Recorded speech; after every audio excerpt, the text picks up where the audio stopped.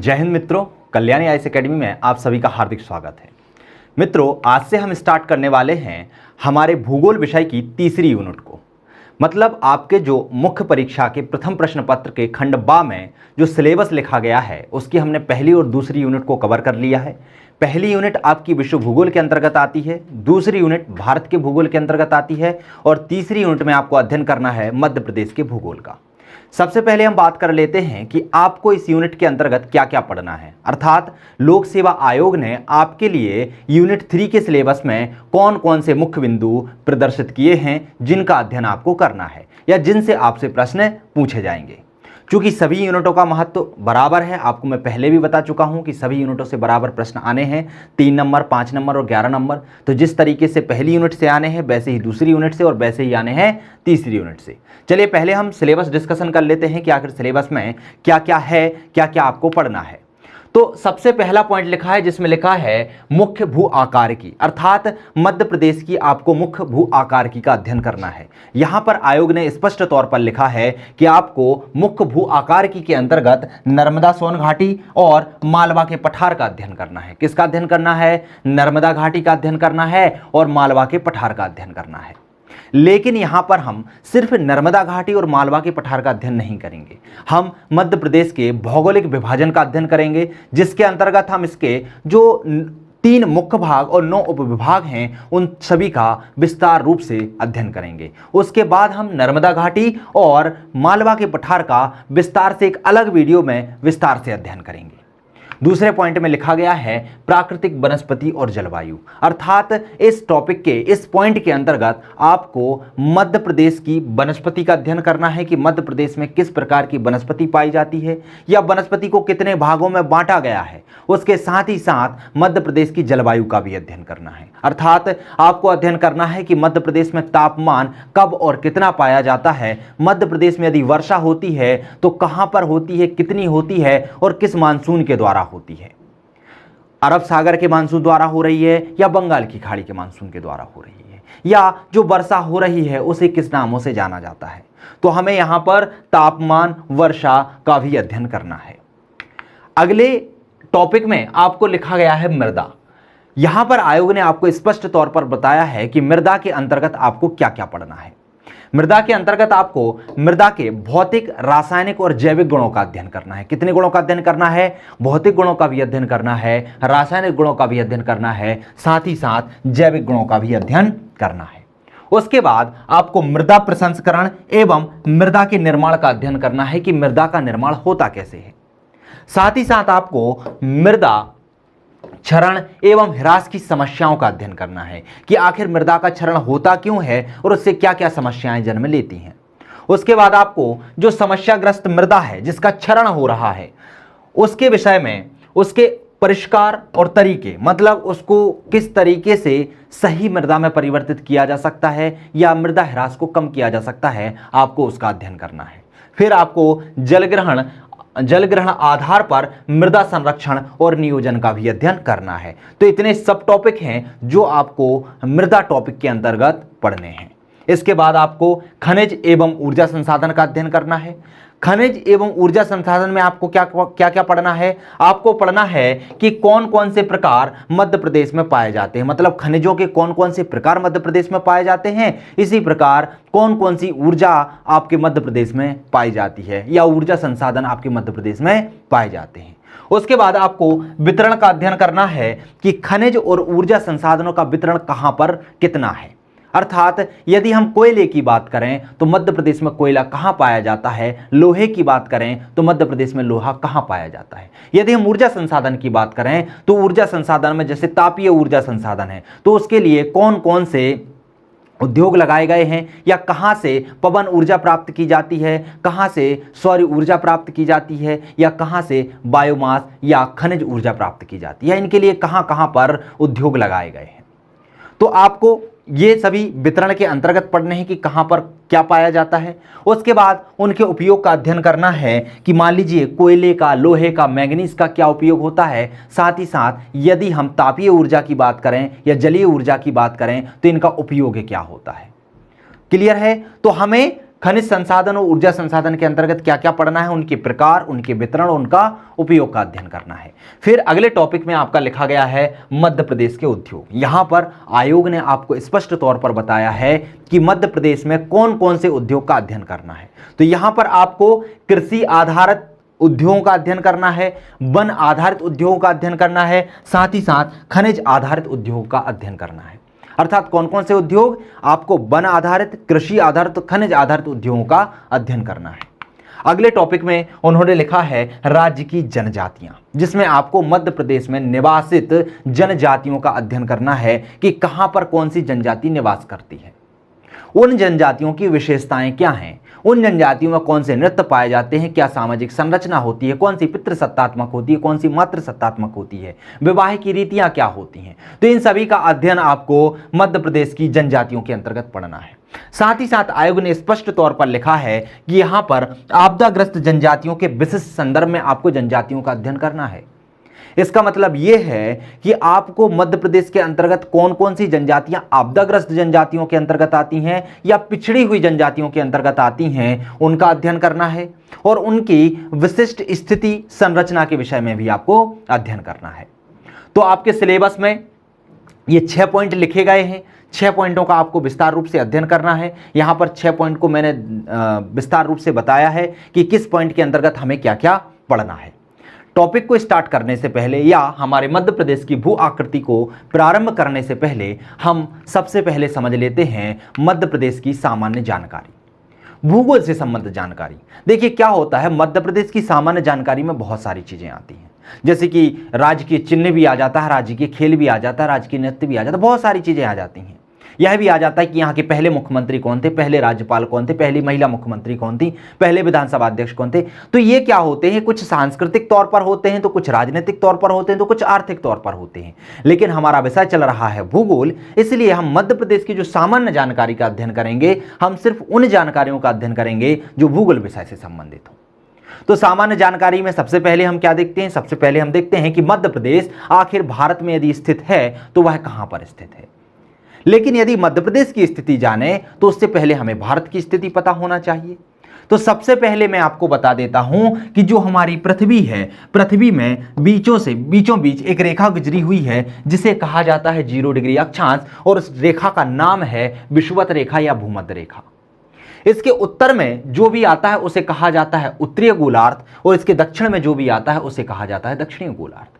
यदि हम पृथ्वी को खड़े तौर पर बांट दें, इस तरीके से बांट दें जिसे 0 डिग्री देशांतर कहते हैं, तो वह भी पृथ्वी को 2 बराबर भागों में बांट देता है। इसके पहले जो कुछ भी आता है उसे कहा जाता है पूर्वी देशांतर, और इसके पश्चिम में जो कुछ आता है उसे कहा जाता है पश्चिमी देशांतर। हमारे भारत की स्थिति आपको बताऊं तो यहां पर 0 डिग्री के ऊपर एक रेखा गुजरी हुई है जिसे कहा जाता है 23.5 डिग्री उत्तरी अक्षांश। क्या कहा जाता है? 23.5 डिग्री उत्तरी अक्षांश। तो इसके उत्तर में एक रेखा गुजरी है जिसे कहा जाता है 23.5 डिग्री उत्तरी अक्षांश, और उसका नाम है कर्क रेखा। और 0 डिग्री के दक्षिण में एक रेखा गुजरी है जिसे कहा जाता है 23.5 डिग्री साउथ, अर्थात उसे कहा जाता है मकर रेखा। तो जो नॉर्थ में रेखा है उसे कहा जाता है कर्क रेखा, और जो साउथ में है उसे कहा जाता है मकर रेखा। और आपको पता होगा कि भारत के बीचों बीच से 8 राज्यों से होकर एक रेखा गुजरती है जिसे क्या कहते हैं? कर्क रेखा कहते हैं। अर्थात हमारे भारत का जो भारत की स्थिति है वह इस तरीके से, कैसे है? इस तरीके से है। अर्थात हमारा भारत कहां पर स्थित है? हमारा भारत कर्क रेखा पर स्थित है। कहां पर स्थित है? कर्क रेखा पर स्थित है।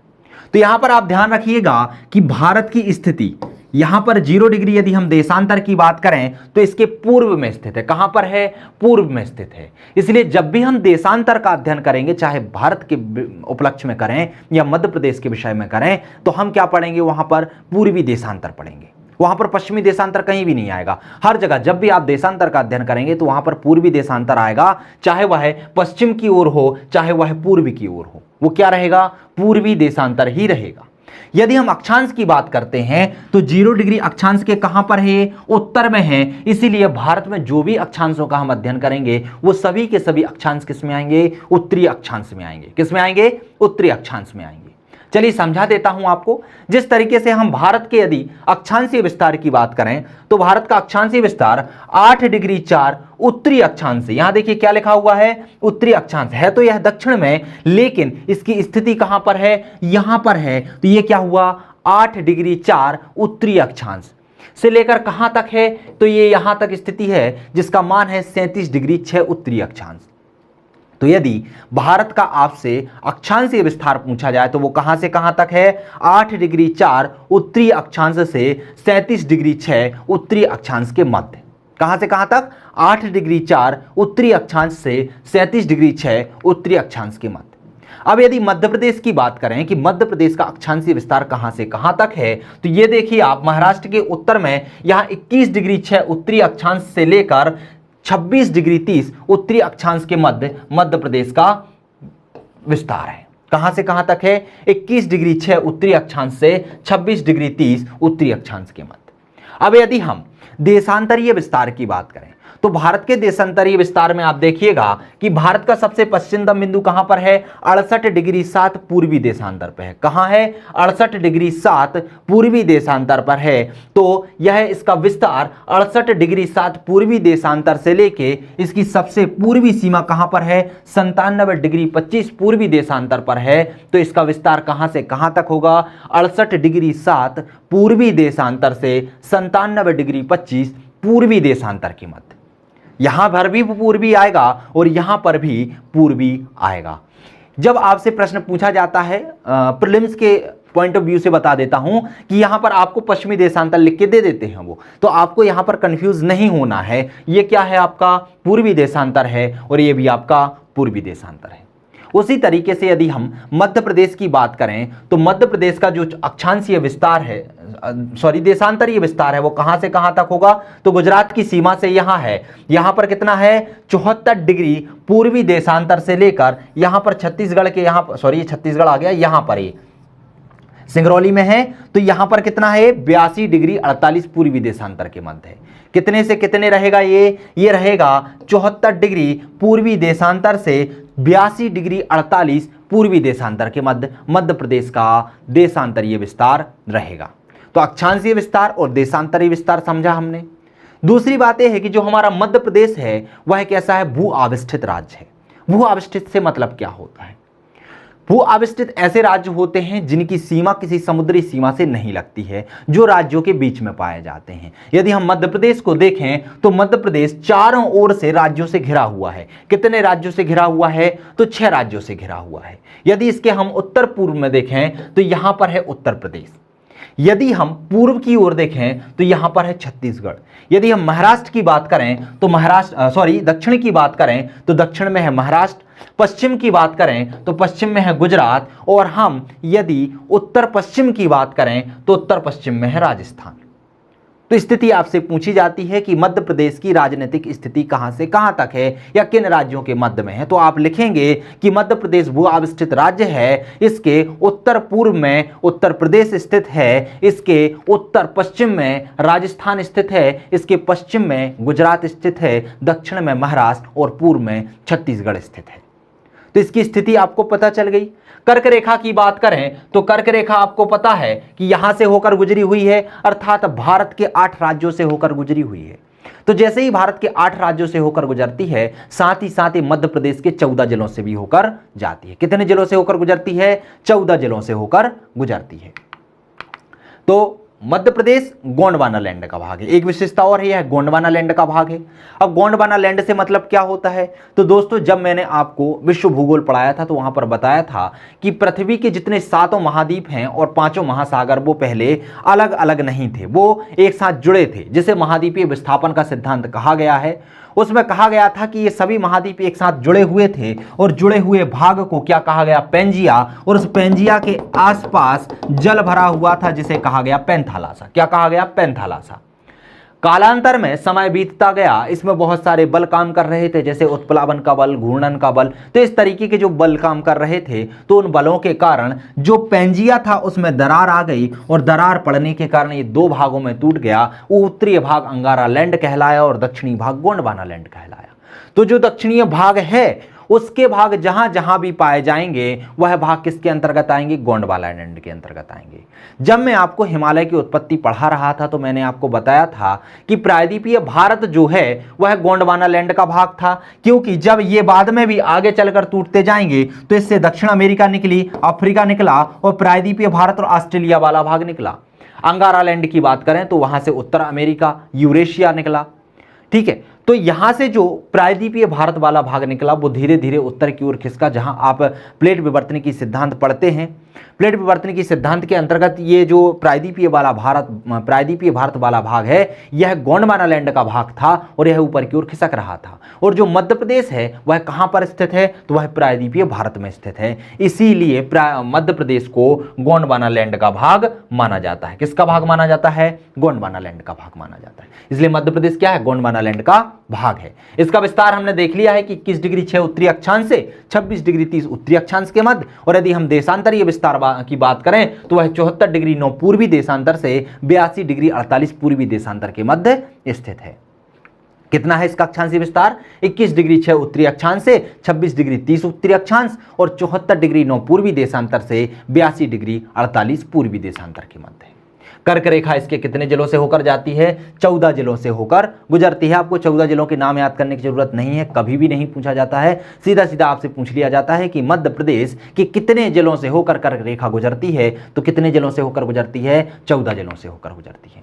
यदि हम मध्य प्रदेश की क्षेत्रफल की बात करें तो मध्य प्रदेश का क्षेत्रफल है 3,08,252 वर्ग किलोमीटर। कितना है, 3,08,252 वर्ग किलोमीटर। और यदि हम भारत के कुल क्षेत्रफल की बात करें तो यह भारत के कुल क्षेत्रफल का कितने प्रतिशत भाग रखता है, 9.38% भाग अपने पास रखता है। कितना रखता है, 9.38% भाग। यदि हम क्षेत्रफल की दृष्टि से मध्य प्रदेश की बात करें तो क्षेत्रफल की दृष्टि से मध्य प्रदेश राजस्थान के बाद दूसरा स्थान रखता है। कौन सा स्थान रखता है, दूसरा स्थान रखता है। 2000 के पहले यह पहला स्थान रखता था, लेकिन सन 2000 में छत्तीसगढ़ अलग हो जाने के बाद अब इसकी स्थिति दूसरी हो गई है। तो मध्य प्रदेश का हमने देखा, क्षेत्रफल भी देख लिया। अब बात करते हैं मध्य प्रदेश की लंबाई और चौड़ाई की। तो मध्य प्रदेश उत्तर से दक्षिण की ओर, अर्थात ये जो इसकी लंबाई है वो कितनी है, 605 है। कितनी है, 605 किलोमीटर है। मध्य प्रदेश उत्तर से दक्षिण की ओर इसकी लंबाई कितनी है, 605 है। यदि हम इसकी चौड़ाई की बात करें तो इसकी चौड़ाई कितनी है, इसकी चौड़ाई है 870 किलोमीटर। कितनी है, 870 किलोमीटर। मध्य प्रदेश की लंबाई की बात की जाए या उत्तर से दक्षिण की बात की जाए तो मध्य प्रदेश कितना लंबा है, 605 किलोमीटर है। और यदि पूर्व से पश्चिम की लंबाई की बात की जाए या इसकी चौड़ाई की बात की जाए तो वह है 870 किलोमीटर। यह एक स्थलावृत राज्य, मैं पहले ही बता चुका हूं कि यह 6 राज्यों की सीमाओं से लगा हुआ है। 6 राज्य इसे आपस में घेरे हुए हैं। भौगोलिक दृष्टि से बात करें, राजनीतिक दृष्टि से तो हमने देख लिया कि यहां पर उत्तर प्रदेश है, यहां पर राजस्थान है, यहां पर छत्तीसगढ़ है, यहां पर महाराष्ट्र है, यहां पर गुजरात है, यहां पर महाराष्ट्र और यहां पर छत्तीसगढ़ है। लेकिन यदि हम भौगोलिक दृष्टि से देखें मध्य प्रदेश को तो भौगोलिक दृष्टि से इसके पूर्व में छत्तीसगढ़ का मैदान है। ये जो आपको क्षेत्र दिखाई दे रहा है यहां पर है छत्तीसगढ़ का मैदान। तो पूर्व में क्या है, छत्तीसगढ़ का मैदान है। पश्चिम की बात करते हैं तो पश्चिम में स्थित है अरावली श्रेणियां। यहां पर अरावली श्रेणी है, मैंने बताया था अरावली श्रेणी का विस्तार कहां से कहां तक है, तो वह गुजरात, राजस्थान, हरियाणा और दिल्ली तक है।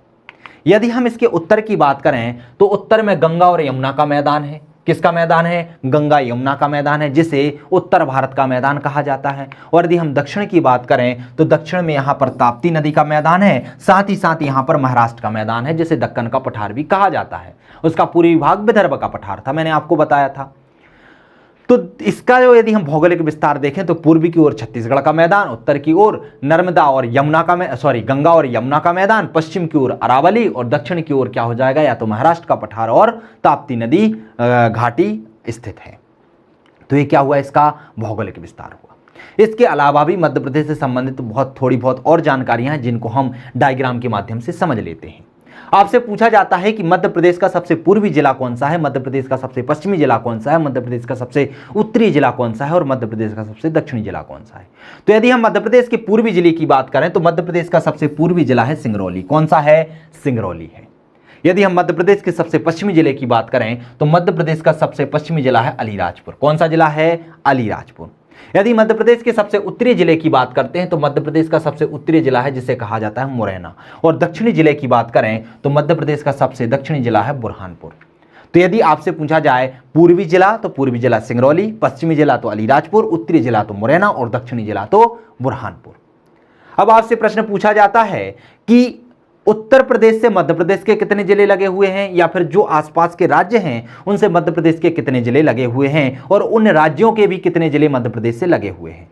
तो यदि हम उत्तर प्रदेश की बात करते हैं तो उत्तर प्रदेश से मध्य प्रदेश के 13 जिले लगे हुए हैं तथा उत्तर प्रदेश के भी 13 जिला मध्य प्रदेश से लगे हुए हैं। यदि हम बात करें कि उत्तर प्रदेश से सबसे अधिक सीमा किस जिले की लगती है तो किसकी लगती है? टीकमगढ़ की लगती है। किसकी सीमा लगती है? टीकमगढ़ की लगती है।